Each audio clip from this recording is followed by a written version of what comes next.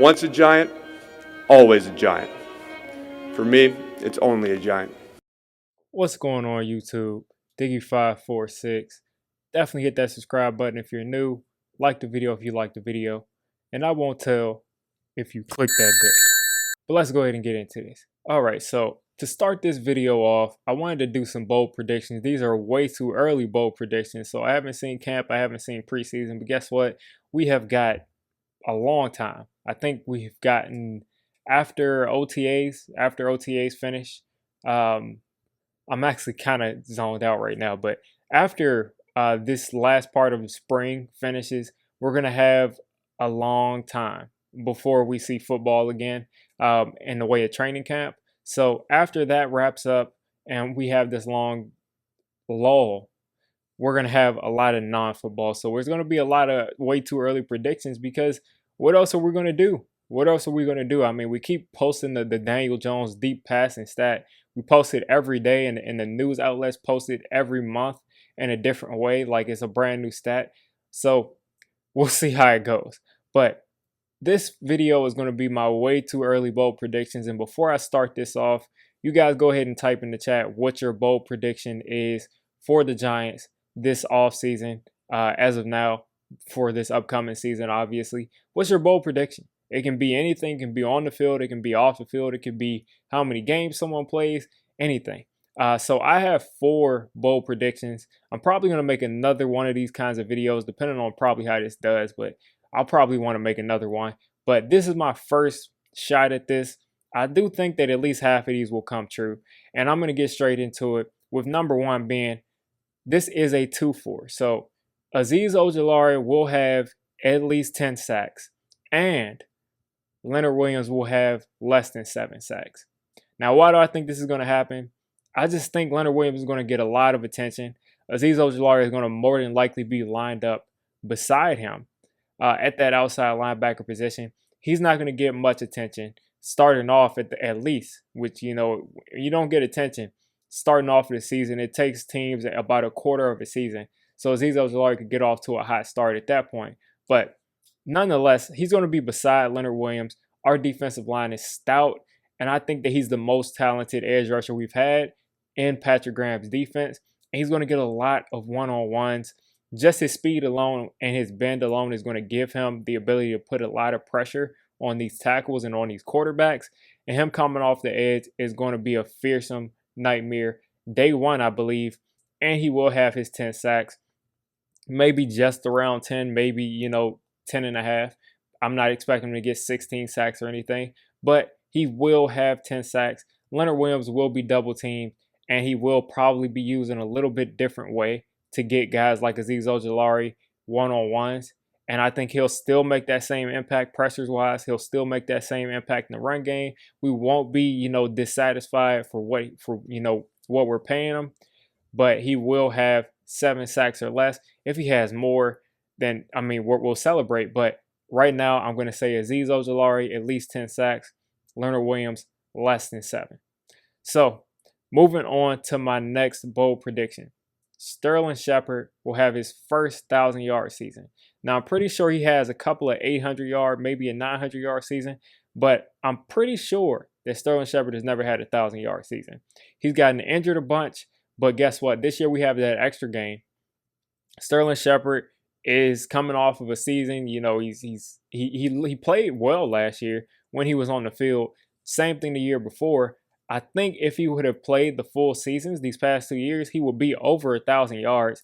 He will still be the second receiver, I believe, 100%. Even with the drafting of Kadarius Toney, he will still be that second guy.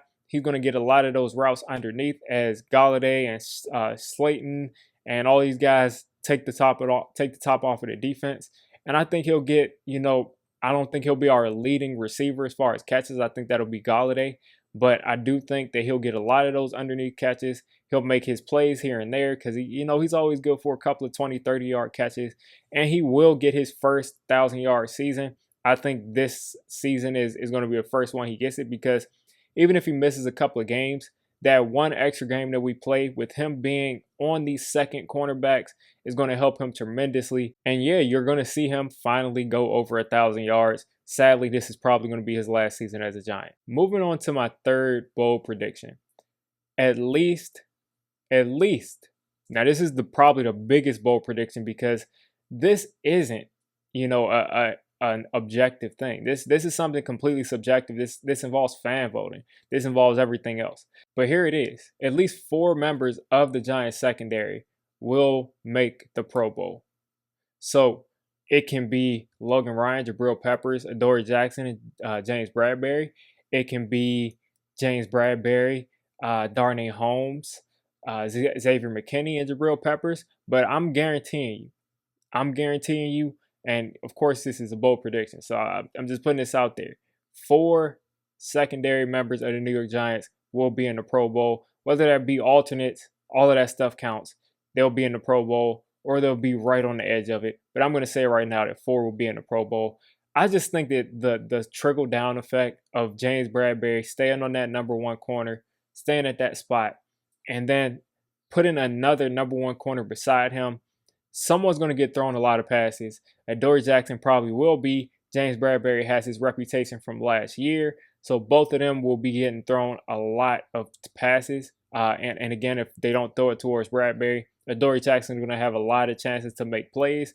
Those safeties over the top are going to have chances to make plays like they did last year. The way that they're using this system, they always have chances to make plays as far as forcing fumbles, as far as making tackles for losses. So I think you're going to see guys like Xavier McKinney have 3, 4, 5 sacks. You're going to see guys like Jabril Peppers do the same. You're going to see guys, getting a ton of interceptions, making a bunch of big plays. And I can't wait to watch this secondary this year. I think it's going to be a treat to watch. So my last and final prediction is that Evan Ingram will be in the top 5 of fantasy tight ends for this upcoming year. Now, this is a ridiculously crazy prediction because why should I have any faith in Evan Ingram? Why should I have any faith in this dude? I mean, he lost us like 3 or 4 games last year. He consistently dropped the ball, literally, when we needed him most. So why should I expect that from him? I just think we're going to put him in a great situation. First off, no one has ever questioned Evan Ingram's work ethic. I think he's really on that jug machine catching passes. He's going to this tight end academy. He is putting in all the work he needs to. He said he would go to a sports psychologist, which you could tell all of his drops were mental. He's got to get out of his own head, and I think he will. And I think that, combined with bringing in Kyle Rudolph, who's going to allow Evan Ingram to be that move tight end, is going to help him so much.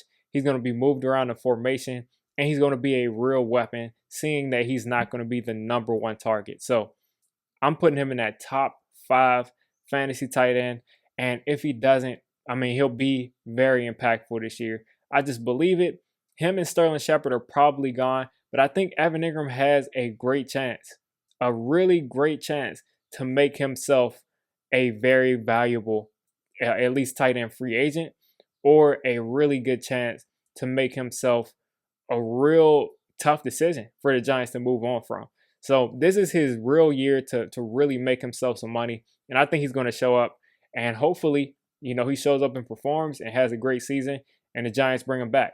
So those are my 4 bold predictions for the 2021 season.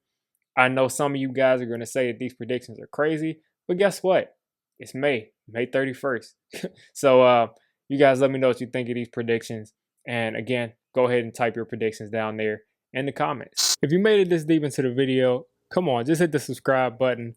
I make Giants content primarily, draft content secondarily, and during the season, I'm going to be doing a lot of reacting to pretty much most of the NFL games and everything NFL. So if you made it this deep, go ahead and join the D6 squad.